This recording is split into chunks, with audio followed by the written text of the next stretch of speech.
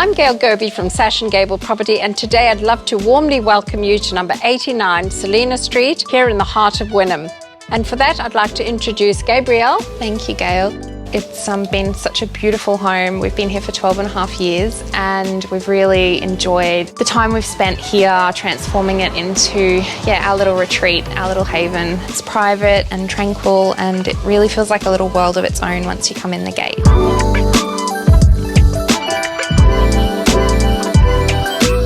You will love the kitchen and laundry with handmade Tassie oak joinery. Tell us a little bit about that. It was a true labour of love and the kitchen came together exactly how I'd hoped. Just the way the space integrates between the courtyard, the deck and the kitchen and living areas, it really works well.